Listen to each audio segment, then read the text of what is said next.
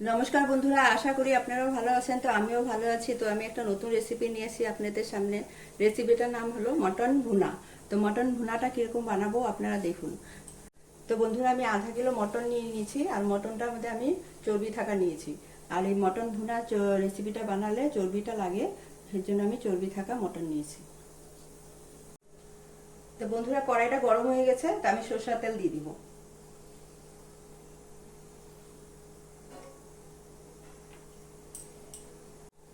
দুটা তেজপাতা দিয়ে দিব। তেলের মধ্যে আমি চর্বিটা দিয়ে দিব।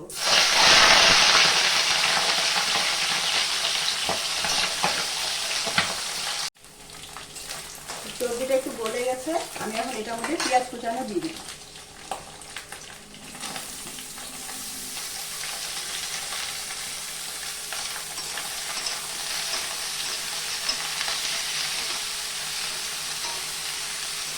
পেঁয়াজটা একটু খুব ভালো করে ভেজে নেব। তো বন্ধুরা, পেঁয়াজটা না একটু সময় মতন করে ভেজে নিতে লাগবে। তো বন্ধুরা, পেঁয়াজটা না একটু লাল লাল করে একটু সময় করে ভেজে নিতে লাগবে।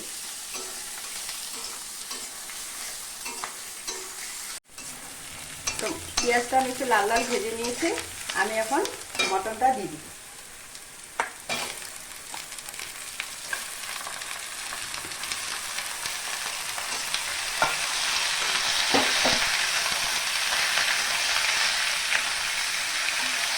বন্ধুরা, আমি 5 মিনিট ঢেকে দিব।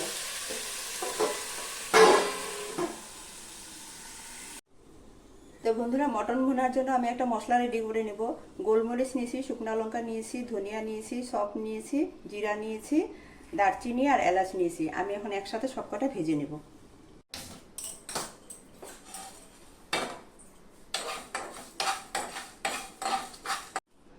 তো বন্ধুরা, আমার গোটা মশলাটা ভাজা হয়ে গেছে, আমি এখন ঠান্ডা করে বেটে নিব। তো বন্ধুরা, 5 মিনিট হয়ে গেছে, আমি ঢাকনাটা উঠিয়ে দিব।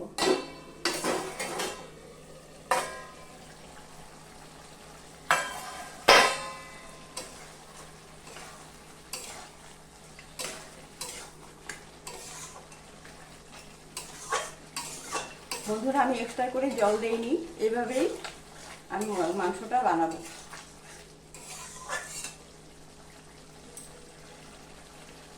আদা রসুন কাঁচা লঙ্কার পেস্ট দিয়ে দিব।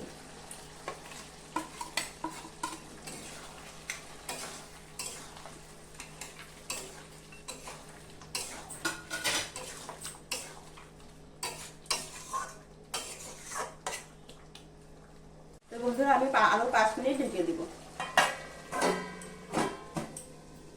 তো 5 মিনিট হয়ে গেছে, আমি ঢাকনাটা উঠিয়ে দিব।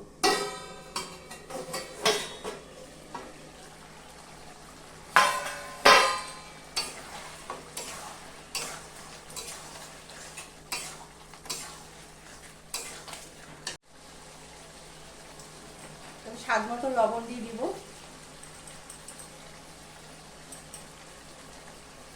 পরিমাণ মতো হলুদ দিয়ে দিব।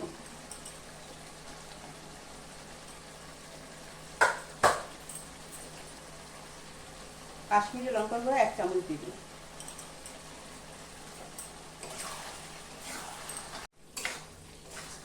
বন্ধুরা, আমি ভালো করে এটাকে এখন কষিয়ে নিব।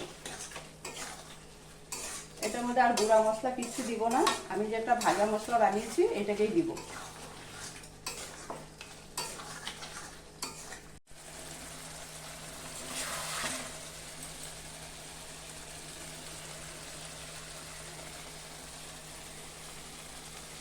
তো বন্ধুরা, আমি ভালো করে একদম কষিয়ে নিব, যতক্ষণ তেল না আসবে ততক্ষণ পর্যন্ত আমি কষাবো।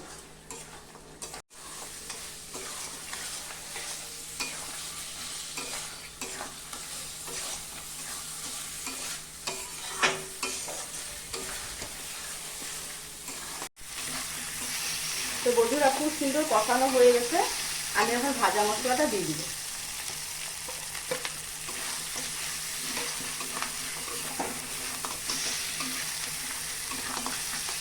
অল্প টক দই দিয়ে দিব।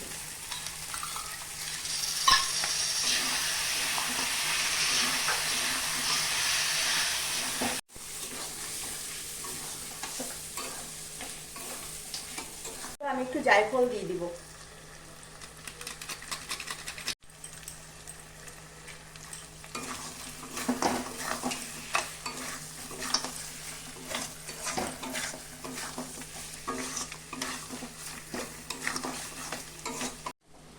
তো বন্ধুরা আমি একটু জল গরম দিয়ে দিব।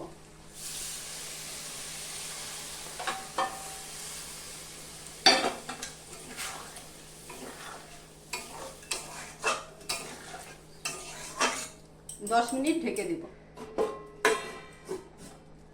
তো বন্ধুরা আমার 10 মিনিট হয়ে গেছে, আমি এখন ঢাকনাটা খুলে দিব।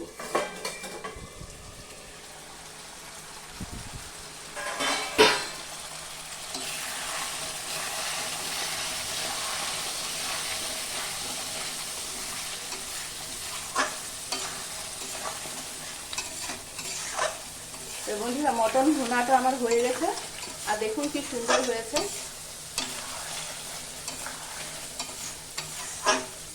আপনারা এরকম ভাবে বানাবেন।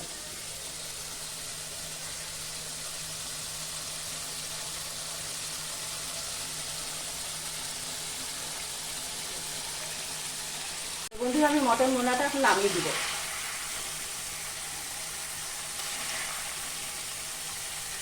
তো বন্ধুরা আপনারা মটন ভুনা বানালে না, আপনারা কড়াইতে বানালে ঢেকে ঢেকে বানাবেন, তো মাংসটা খুব সুন্দর হবে। আর এরকমভাবে বানাবেন, খুব টেস্ট হয়। আর রুটি, রুমালি রুটি সাথে আপনাদের খেতে পারবেন, খুব ভালো হয়। আর আমার রেসিপিটা আপনাদের কীরকম লেগেছে আপনারা কমেন্ট করে জানাবেন, আর আমার চ্যানেলটা সাবস্ক্রাইব করবেন।